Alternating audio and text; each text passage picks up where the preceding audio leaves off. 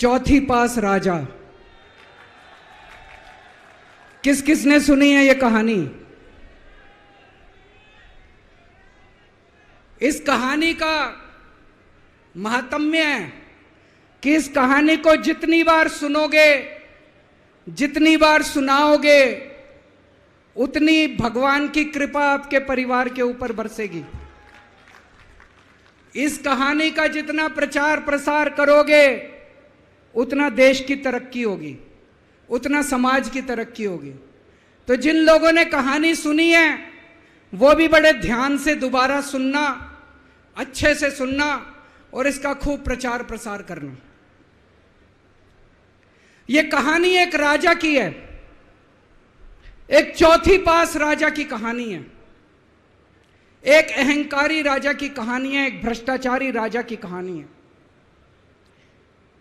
आप लोगों ने राजा और रानी की कई कहानियां सुनी होंगी। इस कहानी में राजा तो है, रानी नहीं है।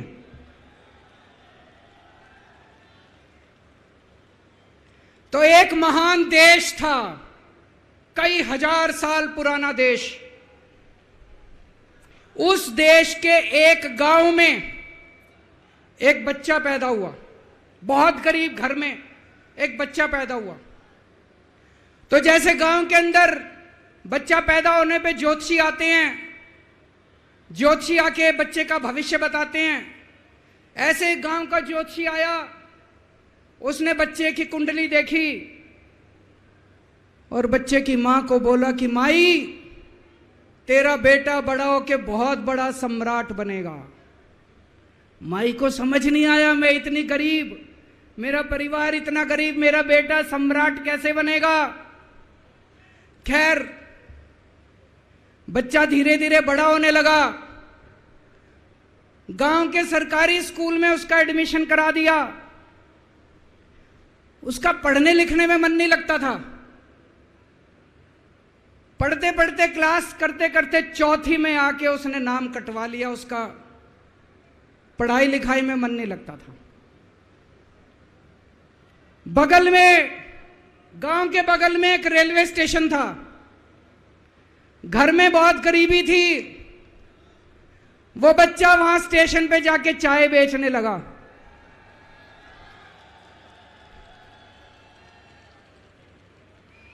चाय बेच के अपना गुजारा करता था।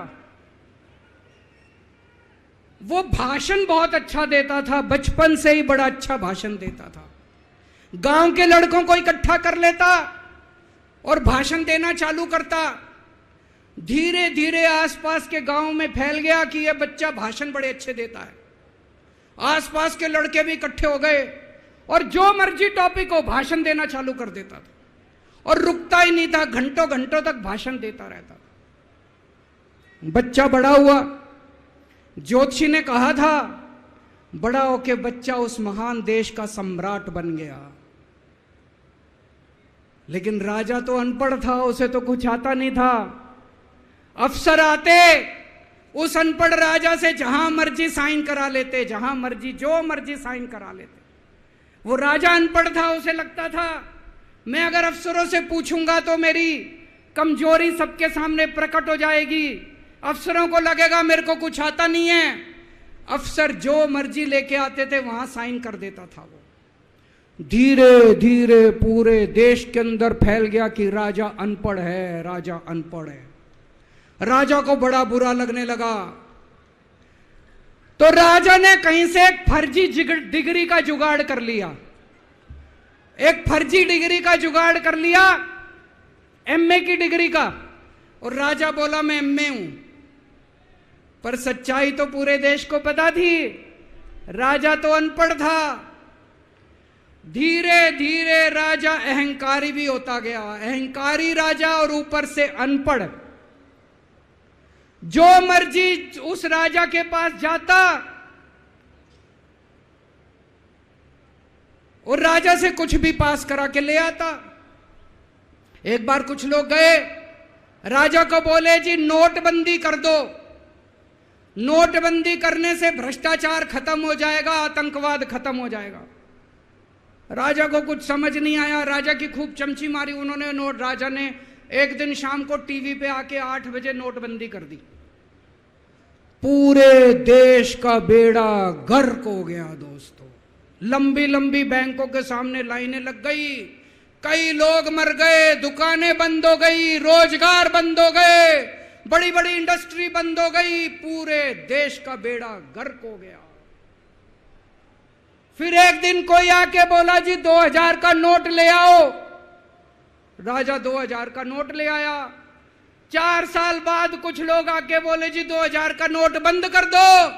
राजा ने 2000 का नोट बंद कर दिया। राजा को अक्ल तो थी नहीं, बेवकूफ था, अनपढ़ था। कभी 2000 का नोट चालू करता था, कभी 2000 का नोट बंद करता था। एक बार कुछ लोग आके बोले जी ये किसानों के कानून बना दो, इस कानून से किसानों का भला होगा। राजा ने कानून बना दिए। पूरे देश के किसान सड़कों पे उतर आए। 750 किसान मर गए आंदोलन में, और 1 साल के बाद राजा को वो तीनों कानून वापस लेने पड़े। इदां दियां होर खबरां देखण लई लाइक करो साडा फेसबुक पेज ਅਤੇ ਸਬਸਕ੍ਰਾਈਬ ਕਰੋ ਸਾਡਾ YouTube ਚੈਨਲ ਪਨੋਸ TV।